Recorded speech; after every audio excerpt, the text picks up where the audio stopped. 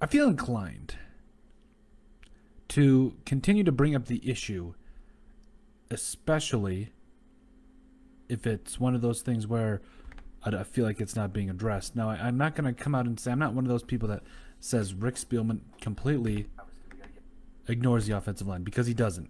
He very, very much does not ignore the offensive line. I feel that the Vikings, despite their efforts of drafting offensive linemen at least in the third round, you talk about Pat Elflein, they drafted him in 2017. You talk about 2018, they drafted Brian O'Neill, 2019, Garrett Bradbury, and then finally Ezra Cleveland in the second round. They have a major problem on their offensive line. And we're going to get into it, but right now we're going to ask you guys to like and subscribe down below. Leave a like and a comment. It helps people find the show. Back to the major problem that the Vikings are facing right now. The Vikings not only are facing an issue in terms of depth. That's one thing in itself. It's kind of whatever. I feel like it is what it is in that sense. However, it's not like the Vikings have all the greatest starting offensive line either. Garrett Bradbury has not been he has not played up to that first round status as to when he was drafted a couple of years ago. We can blame a lot of things for that, but it's true. He has not done his thing. So what about the other offensive linemen? So we talk about, okay, well, Riley Reif actually played his best football this last year. Okay, well, he's gone. Left guard Dakota Dozier was the weak link of the entire offensive line last year. Okay, he's gone. Garrett Bradbury at center, we just talked about it. Now you got Ezra Cleveland at right guard playing, who should be a left tackle, by the way, but he's playing right guard because, well, I mean, when a kid is that good, or when young man is that good, you got to find a way to get him on the field, and I mean, it is what it is. And then you got Brian O'Neill, who I think is developing into one of the better and best right tackles in the entire NFL. But there is no way about it.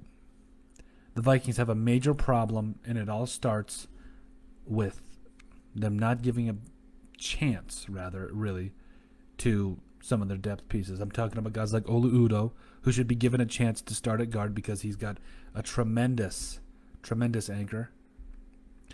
They should be giving chances to Brett Jones, who in his 2 games, I believe only allowed 1 sack and is one of the I think he was the highest rated offensive lineman for the Vikings. So I really don't understand why they are not really giving him a chance. It goes beyond a lot of different things, to be honest with you, but it all comes down to this. They don't give their quality depth, or at least those 2 players I mentioned, a chance. Kyle Hinton should have at least had a chance last year to start, didn't get that opportunity. That is what it is as well there too. But at the end of the day, the Vikings have nobody to blame but themselves when it comes to their own problems. They have to, in my mind, this is kind of a reflash, like a flashback, if you will. Reflash. I don't know. I'm sorry, I haven't had coffee. I haven't really had my coffee, my night coffee that I enjoy. Here's the thing. This is a flashback to 2018 when I felt like the Vikings, well, really for the last 4 years, 2017 until now, if they don't draft an offensive lineman in the first 3 rounds of the draft, they are toast. They drafted Mike Hughes when they should have drafted a tackle. I understand that they went back and got an offensive lineman there. Totally get it. But even last year, I knew that they probably were going to target a wide receiver. But at the end of the day, offensive line has been a huge problem for the Minnesota Vikings. And it will continue to be until they really put more of an effort into getting bona fide starters. And I know they tried it with Alex Boone. But at the end of the day, I think it all comes down to the fact that the Vikings messed around in free agency and did not go to get guys like Joe Thuney, Ethan Posich. The list goes on. So at the end of the day, I'm very weary of what they've done. Now they brought in Mason Cole, and no, nothing against Mason Cole, but from what I've seen, he's a very average starter to a very good backup.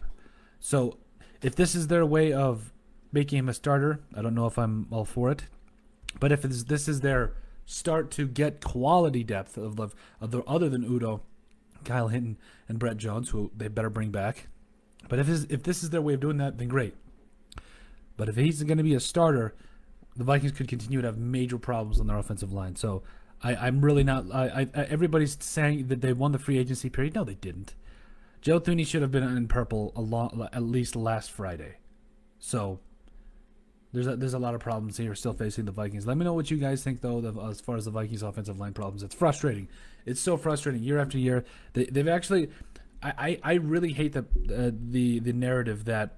And hate's a strong word. I don't like using it very often, but I'm getting tired of the narrative that they don't address the offensive line in draft. Clearly they have, but they haven't done a lot in free agency to be able to help that out. I know they signed Mike Remmers and Riley Reif a couple of years ago, and they went to the NFC Championship game. And I'm not saying there's a coincidence in that, but it definitely helped them out. So they didn't go after Joe Thuney. They didn't go after Ethan Posich. There's still a Trey Turner. There's still a ton of guards that could, at least offensive linemen, that could help out the Vikings. But they're not making any effort, so I don't know. I think the Vikings have to have a major problem, and if they don't draft their way out of this hole, it could be another long season for the Vikings fans and Kirk Cousins. Let me know what you guys think down below. Make sure you guys leave a like and a comment. We hope you. We really appreciate you guys watching. Make sure you guys take it easy, and hey, let's go have a great weekend.